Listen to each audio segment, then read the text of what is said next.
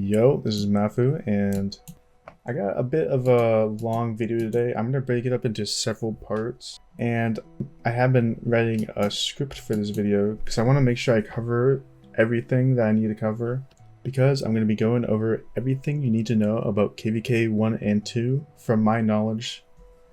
Now, I've played through KVK 1, this is KVK 2, and I'm going to be telling you everything that I think is super important to know.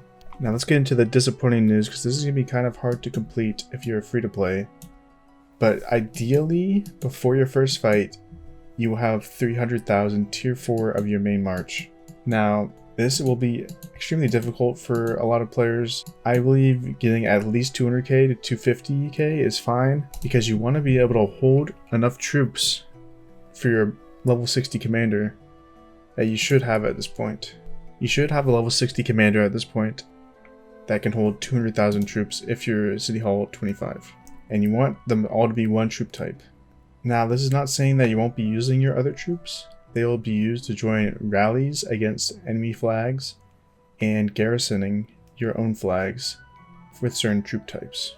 The next thing you should know is for resources. This is also going to break a lot of hearts, but you should have around 1 billion of mixed resources if you're running one march of tier 4. I can't really speak about more than one march of tier 4 because that's all I've run in KVK, but I would assume if you're running 2 marches of tier 4 troops, you would just need double. And if you're running tier 5, I don't really know the equivalent of how much you should run, but if you're running tier 5 in KVK 1, you should have enough resources to cover it. Now, something that you don't really need to know, but for alliance leaders in KVK 1, you can only bring your alliance fortresses into KVK. You can't bring your central fortress. That has to stay in the home kingdom. So you want to make sure all your territory is connected up to zone 3 where you are without using fortresses. Now for your city hall, I would say City Hall 24 is okay to enter KVK with, but by like halfway through KVK, you should be hitting 25. Same with your commanders. You should be getting a level 60 commander before fighting in KVK. You should get enough XP books from that. Now, this is everything you need to know for pre-KVK, if that makes sense. Resources, your troop count, your commanders, your city hall. I think that's everything I need to cover for that. Now going into pre-KVK. Now this is an event that's split into 3 parts. There's 2 days per part of this event. And winning this event is somewhat meaningful because you get a permanent buff for your kingdom. A permanent damage buff, that is. Now there are individual rewards for this, but if you're a free-to-play player, you're not going to get these rewards because it's accumulated throughout the entire 6 days of this event. Now for the first 2 days, you'll be fighting Marauders. And Marauders are a stronger type of barbarian, and you ideally want to kill these in groups because your marches can stay alive longer, and that'll let you spend less AP and kill more Marauders because you have to refresh your troops less. Now you do get amazing rewards from this event. A ton of speed ups, a ton of resources, a ton of gems. I made a video called 10 tricks and tips, and it is in the part 2 of the video. I cover saving AP for this event, and I go over some of the rewards you get from that. And I got some charts that I put on screen, which are from a YouTube video that's in the description of that video as well, if you want to watch that.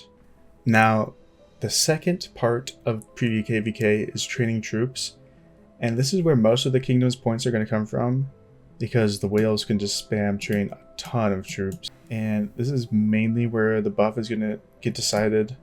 You should save your speed ups to train troops for this event, because it does end up helping the kingdom if you do win this event, and every troop you train counts, you know? It adds up. Now, if you're a free-to-play or low spender, do not get mad at your kingdom for not giving you the Duke title, because there's going to be whales in your kingdom that are going to be training thousands upon thousands of tier 5 troops, and you want them to have the buff for as long as the kingdom buff is active.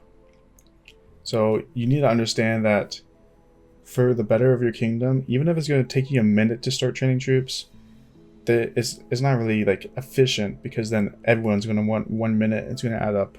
Now, in the last 2 days of pre-KVK, this is when Marauder Forts spawn. Now, Marauder Forts are the equivalent of level 6 forts that unlock in KVK, and you should save a little AP for this event because you get a lot of good rewards coming out of the crystal chests, and you should be unlocking like 6 crystal chests a day if your alliance is active, and that will give you a lot of speed ups and XP books. On the day KVK starts, you have to restart your game, and in the top right corner there's going to be a green temple, and if you click on that temple, you can click to teleport into the KVK map. It costs random teleports, so make sure you have one of those. And one thing to note in the KVK map is that targeted teleports do not work.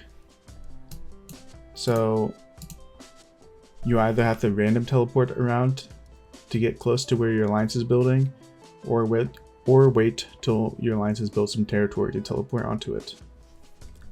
What I would do if I was you, when I enter the Lost Kingdom, is first check if your alliance needs help building the fort and send a march over there. Even if it takes 15 to 30 minutes to walk over there, garrison your troops inside of it and teleport over there. And you want to be building as soon as possible to get alliance crystals, which you need to build flags later on. These are really important. You also notice that a chat called Lost Kingdom chat opens. Now this is a chat with every single kingdom in the KVK, and it gets pretty toxic, and there's a lot of spammers. So if someone is annoying or you can't read the chat because there's too many emojis being spammed, you can just click on the profile and block them. And there's a lot of trash talk during KVK, so have some fun with it, but don't get chat muted because that is just not helpful for anyone. So after you enter KVK and you send a march to build your fort if you need it, what I would start doing is mining gems. Now, gems in KVK give 30 instead of the home kingdom's 10 to 20. And I love mining gems. I think it's one of the best things in this game. It helps bridge the gap between free to play and pay to win. So the two things I would do are mine gems with as many marches as you can, and do what I'm doing, is chain barbs. Now in my 10 tips and tricks video in part 2, I have a quick guide to chaining barbs, what marches you should use, what commanders you should use. So make sure you check that out. And now one of the most important things you'll realize when entering KVK is that you get honor. Now honor is I wouldn't say it's a currency, but it's like a point system that you get from completing, well, I guess you can see here, defeating barbs, collecting resource points, defeating forts. You also get it from ruins and capturing objectives on the map. Now honor is really important because it's one of the ways you get rewards in KVK. As you can see, there's different missions for getting honor, and not only is there individual missions for getting honor, there's alliance missions too. So you want to make sure you're keeping your honor up to keep up with your alliance missions and kingdom missions. As you can see, I'm a little bit behind pace, but these give really good rewards. You should be keeping your honor up. Now honor also has some sort of status to it. If your alliance has low honor, you're going to get clowned. If your kingdom has low honor, you're going to get clowned. Our kingdom was in 8th for honor for the beginning of this KVK, and we got clowned a lot because of it. Now the last thing I'm going to be talking about in this part is the ruined central fortress. Now this is one of the most important objectives on the map, even though it unlocks first. Now there's a couple things that are really cool about this fortress that you get. First of all is a territory color. As you can see, every single kingdom has their own color. And if you complete it earlier, you get to pick your color first, so you get to pick the better colors. Now the way you complete this is in 3 stages. Now the first stage is donating resources or gems to the fortress. You want to be doing this, you get reward chests for it, and sometimes you get really good rewards from that. And you get a reward for completing this stage. In the second stage, you'll have to kill barbarians or Marauder Forts, and this stage usually takes the longest, or the first stage. So you want to make sure you're grinding, chaining barbs, spamming Marauder Forts to complete this. And this stage also gives really good rewards. Now, and the last stage is the most important. If you have a lot of these heads saved up, you donate these heads that you don't want to the Ruined Central Fortress, and you get a lot of good rewards, including 20 gold heads. So this third stage is really important. Make sure you donate enough heads to get the gold heads. You get a lot of speed ups, get resources, and most importantly, after you complete the third stage, you get a color. This is the most important thing about KVK, your color. I'm just kidding. But it is pretty fun to have one color for the entire kingdom. I also want to mention that after completing the first stage, you get a 40% all damage buff for the entire KVK. In the second stage, you get 100% hospital capacity for the entire KVK. And in the last stage, you get an extra 25% gathering speed for the entire KVK. And these buffs are really nice. They help you complete events and kill Marauder Forts that you normally couldn't. So get excited for those. Anyways, this is the first part of everything you need to know about KVK 1 and 2. I'm going to be covering the objectives around the map and the first fight in KVK 1 in the next video. And I'll be covering how to get good reports in fighting if you're a weak player. Because sometimes you're a weak player and it's kind of hard to get a good report. So I'll be covering that. Anyways, thank you for watching and I hope you enjoyed, and bye.